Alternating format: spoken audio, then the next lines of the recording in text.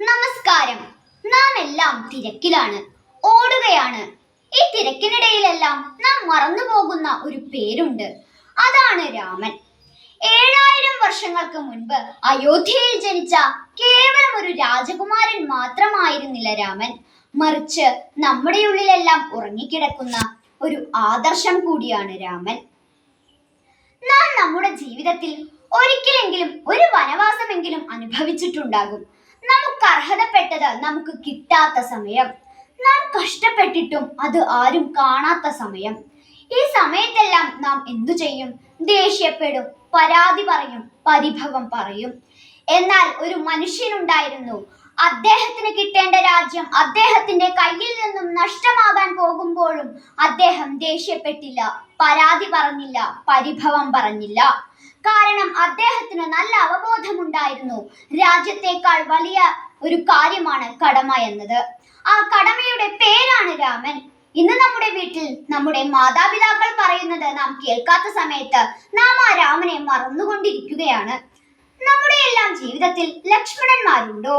നാം തോൽക്കുമ്പോൾ നമ്മുടെ കൂടെ നിൽക്കുന്നവർ, നാം വീഴുമ്പോൾ കൈപിടിച്ചെഴുന്നേൽപ്പിക്കുന്നവർ. അങ്ങനെയുണ്ടെങ്കിൽ തന്നെ നാം അവർക്ക് എത്ര വില കൽപ്പിക്കുന്നുണ്ട്. പക്ഷേ രാമൻ അറിയാം ആ വില. അതുകൊണ്ടാണല്ലോ വനവാസത്തിലിരിക്കെ ലക്ഷ്മണനോട് രാമൻ പറഞ്ഞത്, ലക്ഷ്മണ, നീയാണ് എന്റെ ശക്തി എന്ന്. ആ നന്ദിയുടെ പേരാണ് രാമൻ. ഇന്ന് നാം നമ്മുടെ സ്വന്തം കൂട്ടുകാരെ ദുരുപയോഗത്തിന് വേണ്ടി ഉപയോഗിക്കുമ്പോഴും നമ്മുടെ രക്തബന്ധങ്ങൾ ബിസിനസ് ആക്കുമ്പോഴും നാം ആ രാമനെ കൊല്ലുകയാണ്. ഇന്ന് നാം എല്ലാവരും ശക്തരാകാൻ ആഗ്രഹിക്കുന്നു. പണത്തിന്, മാർക്കിന്, ജോലിക്ക്, സ്ഥാനത്തിന്. അങ്ങനെയെങ്കിൽ നാം ശക്തരായെന്നിരിക്കട്ടെ.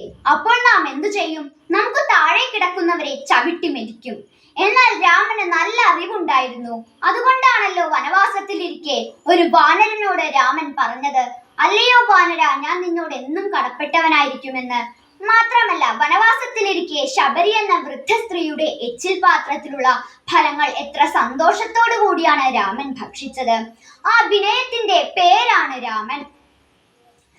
മാത്രമല്ല, നാം നമ്മുടെ ജീവിതത്തിലുള്ള രാവണന്മാരെ എന്നും നശിപ്പിക്കാൻ ആഗ്രഹിക്കുന്നവരാണ്. പക്ഷേ രാമൻ എങ്ങനെയാണ് രാവണനെ വധിച്ചതെന്നറിയാമോ?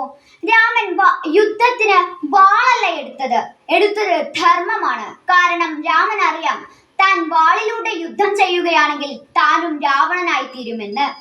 ആ ധർമ്മത്തിന്റെ പേരാണ് രാമൻ. പക്ഷേ ഇതെല്ലാം കഴിഞ്ഞ് രാമൻ സിംഹാസനം കിട്ടിയപ്പോൾ രാമൻ സിംഹാസനത്തിലല്ല ഇരുന്നത്, മറിച്ച് ജനങ്ങളുടെ ഇടയിലേക്ക് ഓടി നടന്നു. ഒരു കുഞ്ഞു കരഞ്ഞാൽ അവിടേക്ക് ഓടിയെത്തും. ഒരു കർഷകന് വിഷമമുണ്ടെന്നറിഞ്ഞാൽ അവിടെ ചെന്ന് എന്താണെന്ന് ചോദിക്കും. പ്രിയപ്പെട്ടവരെ, നമ്മുടെ രാമൻ എന്നേക്കുമായി മരിച്ചിട്ടില്ല. നമ്മുടെ എല്ലാം വീടുകളിൽ രാമൻ വസിക്കുന്നുണ്ട്. സത്യം തുറന്നു പറയാൻ ധൈര്യപ്പെടുന്ന ഒരു കുട്ടിയിൽ രാമനുണ്ട്. അനിയൻ സഹോദരിയെ സ്നേഹിക്കുന്നുണ്ടെങ്കിൽ ആ അനിയനിൽ രാമനുണ്ട്. പാവപ്പെട്ടവരെ സഹായിക്കാൻ കാണിക്കുന്ന ഒരു കുട്ടിയുടെ കയ്യിൽ രാമനുണ്ട്. അച്ഛൻ പറയുന്ന വാക്കുകൾ ശ്രവിക്കുന്ന ഒരു മകന്റെ കയ്യിൽ രാമനുണ്ട്. ജയ് ശ്രീരാം, ജയ് ശ്രീരാം, ജയ് ശ്രീരാം.